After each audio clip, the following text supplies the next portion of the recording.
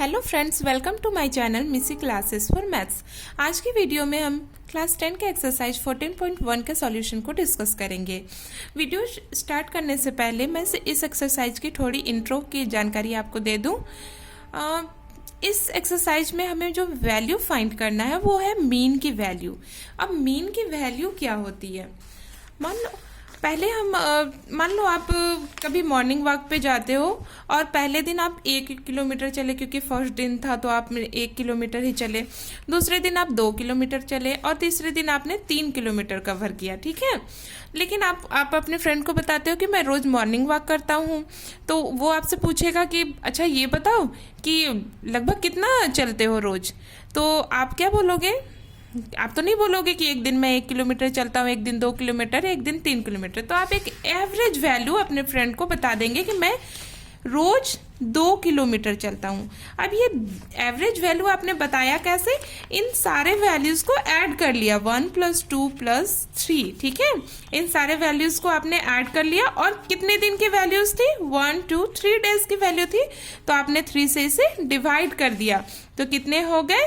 6/3। ये कितने में हो गए? 2। तो आपने बता दिया कि मैं 2 किलोमीटर लगभग रोज चलता हूँ। मतलब आपने क्या किया, एक अलग अलग वैल्यू बताकर अपने फ्रेंड को कंफ्यूज नहीं किया। आपने एक वैल्यू, एवरेज वैल्यू बता दिया, जिससे कि आपका आंसर क्लियरिफाई भी हो गया कि आप लगभग 2 किलोमीटर रोज चलते हो और आपको अलग अलग वैल्यू ना बतानी पड़ी। उसी तरह एक्सरसाइज में हमें मीन की वैल्यू फाइंड करनी है। इसमें भी बहुत सारे ग्रुप अनग्रुप डाटा दिए हुए हैं और आपको उनकी एवरेज वैल्यू ही बतानी है। मीन भी एक तरह से एवरेज वैल्यू ही होती है, लेकिन इसमें छोटे छोटे वैल्यूज ना देकर बड़ी वैल्यूज दी होती है, ठीक है। तो चलिए हम क्वेश्चन नंबर 1 डिस्कस करते हैं। A survey was conducted by a group of students as a part of their environment awareness programme, in which they collected the following data regarding the number of plants in 20 houses in a locality. Find the mean number of plants per house.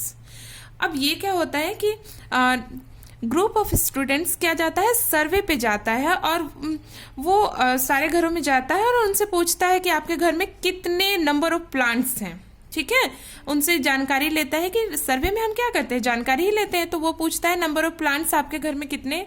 वो एक घर में जाते हैं, उनसे पूछते हैं कि कितने प्लांट्स हैं आपके घर में, फिर दूसरे घर में जाते हैं। इसी तरह उन्होंने एक रजिस्टर बनाया और उसमें लिखा कि नंबर ऑफ प्लांट्स 1 से लेके 2 के बीच में। अब तो नहीं बोलेंगे कि एक घर में 1 प्लांट है, एक घर में 2 प्लांट है, एक घर में 3। तो ऐसे में तो जो उनका रजिस्टर है बहुत लंबा हो जाएगा। तो उन्होंने क्या किया कि इस वैल्यू को ग्रुप कर दिया, एक क्लास इंटरवल में बांट दिया। कि जैसे कि नंबर ऑफ हाउसेस, एक घर में 2 तक प्लांट्स हैं, 2 घरों में 2 से 4 के बीच के प्लांट्स हैं। हो सकता है किसी घर में 3 प्लांट्स हो, किसी घर में 2 ही प्लांट्स हो, ठीक है।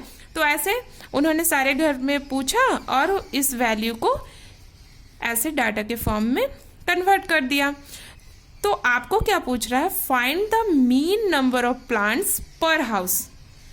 अब जब आप उनसे पूछोगे कि बताओ सारे घरों में लगभग कितने पौधे, एवरेज कितने पौधे हैं, तब तो आप बता नहीं पाओगे, एवरेज तो निकालना होगा। तो यही आपको फाइंड करना है, find the mean number of plants per houses. चलिए हम लोग क्वेश्चन बनाते हैं। क्वेश्चन बनाने से पहले मैं आपको मीन का फॉर्मूला बता दूं। Mean is equal to sigma fi xi divided by n। अब ये सिग्मा क्या होता है, fi xi की वैल्यू क्या होती है, हम इस क्वेश्चन को डिस्कस करते हुए जान लेंगे, ठीक है। नंबर ऑफ प्लांट्स, अब ये जो वैल्यू है हम कहीं से नहीं लाए हैं, जो क्वेश्चन में दिया हुआ है नंबर ऑफ प्लांट्स, उसे ही हमने कॉलम वाइज लिख दिया, ठीक है। 0 to 2, 2 to 4, 4 to 6, 6 to 8, 8 to 10, ऐसे हमने कॉलम वाइज लिख लिया। नंबर ऑफ हाउसेस जितने भी वैल्यूज हैं उन्हें हमने कॉलम में लिख दिया और यही वैल्यू हमारा fi होगा, ठीक है, फ्रीक्वेंसी। अब नेक्स्ट डाटा क्या होता है, xi। ये वैल्यू हमें दी हुई नहीं है, लेकिन हमें ये क्वेश्चन से ही मिल जाएगी। कैसे मिलेगी? हम देखेंगे क्लास इंटरवल 0 से लेके 2। xi की वैल्यू कैसे आती है? इस क्लास इंटरवल को हम लोअर क्लास लिमिट और अपर क्लास लिमिट को जब हम ऐड करके उसे 2 से डिवाइड कर देते हैं तो हमें क्या xi की वैल्यू आती है। सिंपली हम क्या करेंगे, इस वैल्यू और इस वैल्यू को ऐड कर देंगे, 0 + 2 कितने हो जाएंगे 2, और उसे क्या करेंगे 2 से डिवाइड कर देंगे तो कितनी आ जाएगी वैल्यू 1। तो ये क्या हो जाएगी xi की वैल्यू हो जाएगी। सेम हम यहाँ करेंगे क्योंकि वैल्यू बहुत छोटी है तो हम ऐसे ही करते हैं। 2 + 4 6, 6 को जब हम 2 से डिवाइड करेंगे तो क्या हो जाएगा 3। वैसे ही 4 + 6 10, 10 को 2 से डिवाइड करेंगे 5, 6 + 8 14, 14 को 2 से डिवाइड करेंगे 7।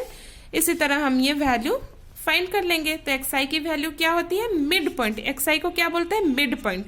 ये जो क्लास इंटरवल है इसका मिड पॉइंट होता है xi।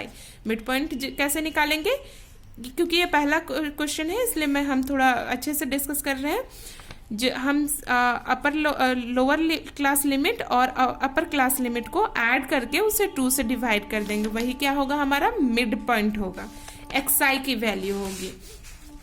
अब नेक्स्ट कॉलम क्या बनता है fi इंटू xi। यहाँ कुछ नहीं है, इसका मतलब क्या है मल्टीप्लाई का साइन है, ठीक है। fi × xi। अब fi की वैल्यू हमें कॉलम में पता है और xi की वैल्यू भी पता है, तो हम इन दोनों को क्या करेंगे मल्टीप्लाई कर देंगे। 1 1 जा 1, 2 3 जा 6, 1 5 जा 5, 5 7 जा 35, 6 9 जा 54, 2 11 जा 22। ऐसे हम इन सारे वैल्यूज को मल्टीप्लाई कर लेंगे।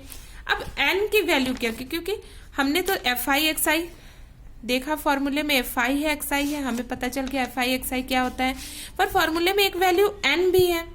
ये कैसे फाइंड करेंगे हम, तो n हमारी फ्रीक्वेंसीज का सम होता है। क्या होता है, जब सारी फ्रीक्वेंसी को हम ऐड कर लेते हैं उसे ही क्या बोलते हैं n बोलते हैं।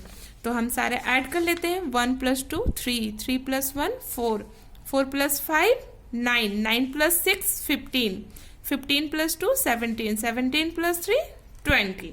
तो n का वैल्यू हमें कैसे फाइंड होगा, हम सारी फ्रीक्वेंसीज को ऐड कर लेंगे, ठीक है। अब ये कौन सा वैल्यू, ये क्या है सिग्मा।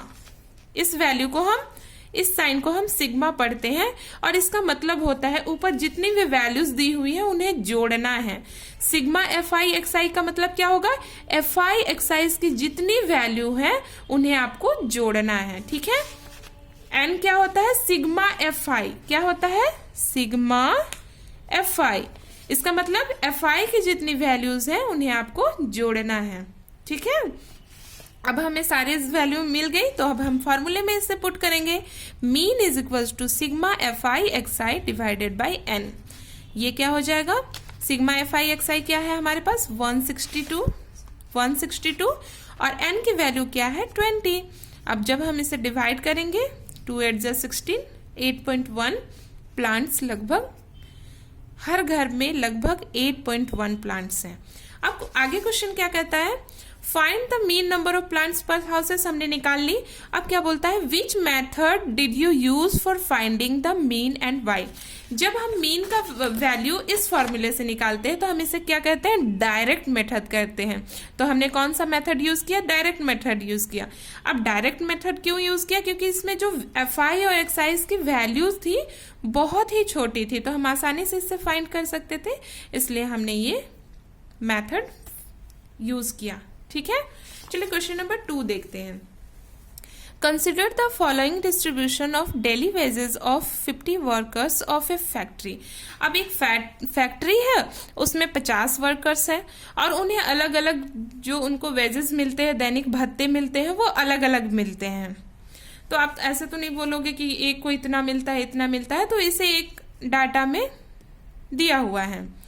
जैसे कि 12 वर्कर्स को 500 से 520 के रूप में 20 के बीच में मिलते हैं, 14 वर्कर्स को 520 से 540 के बीच में मिलते हैं, 8 वर्कर को 540 से 560 के बीच में पैसे मिलते हैं, 6 वर्कर्स को 560 से लेके 580 के बीच में मिलते हैं और 10 वर्कर्स को 580 से लेके 600 के बीच में पैसे मिलते हैं। अब क्या बोलता है, find the mean daily wages of the workers of the factory by using N appropriate method. अब आपको इसमें क्या फाइंड करना है, मीन फाइंड करना, मतलब सारे वर्कर्स को एवरेज कितना पैसा मिल रहा है, लगभग कितना पैसा हर वर्कर्स को मिल रहा है, क्योंकि अलग अलग पैसे मिल रहे हैं लेकिन एक एवरेज वैल्यू पूछ रहा है। तो चलिए हम लोग क्वेश्चन को सॉल्व करते हैं। इसमें भी जो भी टेबल बनेगा सेम बनेगा। डेली वेजेस जो हो जाएगा आपका क्लास इंटरवल हो जाएगा, और नंबर ऑफ वर्कर्स क्या हो जाएगा, फ्रीक्वेंसी FI हो जाएगा। तो ये रहा हमारा column, daily wages CI, number of workers FI XI FI XI। अब जो CI है क्वेश्चन में जो दिया हुआ है एज इट इज हम उसे लिख देंगे। FI जो होगा वो भी क्वेश्चन में गिवन है, वो भी हम सिंपली उतार देंगे। अब XI की वैल्यू क्या होती है, मिड वैल्यू होती है क्लास इंटरवल की। तो इसमें क्या करते हैं हम, क्लास इंटरवल को ऐड करके 2 से डिवाइड कर देते हैं। तो 500 और 520 कितने हो जाएंगे, 1020, ठीक है, 1020। उसका हाफ कितना हो जाएगा, 1020 डिवाइडेड बाय 2 आपका हो जाएगा 510। इसी तरह हम दोनों को ऐड करेंगे, 2 से डिवाइड करेंगे, तो ये वाला वैल्यू हमें XI की वैल्यू मिल जाएगी। अब नेक्स्ट कॉलम क्या है, FI XI की वैल्यू। इसमें हम क्या करते हैं, इन दोनों को मल्टीप्लाई करते हैं। 12 मल्टीप्लाई बाय 510, मल्टीप्लीकेशन बहुत आसान है, आप कर सकते हैं क्लास 10 में। तो आप ये कहीं पे भी रफ में इसको मल्टीप्लाई कर सकते हैं, आप यहाँ पे वैल्यू पुट कर देंगे। तो 12 मल्टीप्लाई बाय 510 6120। सेम हम इसे भी मल्टीप्लाई करेंगे, सामने वाले को मल्टीप्लाई करना है, ठीक है।